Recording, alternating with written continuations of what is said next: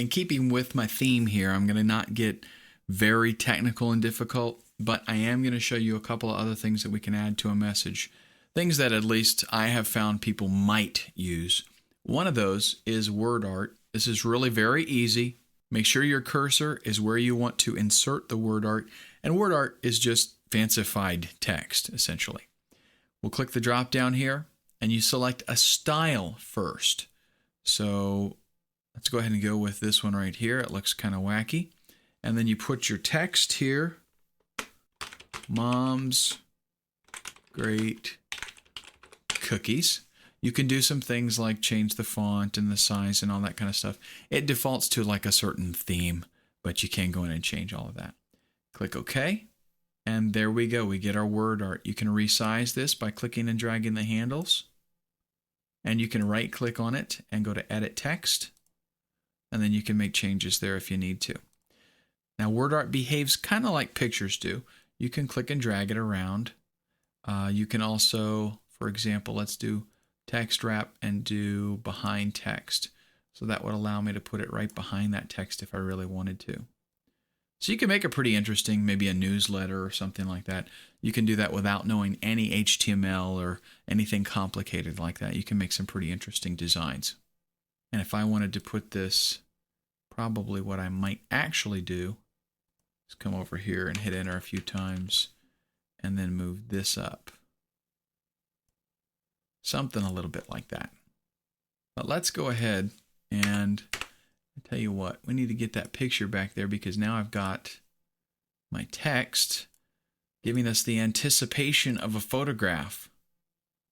So let's put that back. Do a little rotation, move it over here. Actually, I want to set the wrap there to behind as well because that gives you a little bit more flexibility on where you can put things. And we'll pick maybe that format style there. And another thing we can do, let's go down here to the bottom and we can insert the date and time. This is another option that I wanted to show you. Something again that you might actually use in your day-to-day Outlook activities. Click on date and time. We've got a bunch of different formats. Just depends on how you want to represent things here. I'll do February 14th, 2008 long form, and it gets inserted for you automatically. So you can imagine as you're typing along, let's go ahead and get rid of that. As you're typing along and you say, okay, I want to do the date. Once you figure out where to do it, it's a lot easier to click Insert, Date, Time, and then pick the one that you're familiar with, the one that you like to use. Now, another thing that's really neat is you can do this Update Automatically function.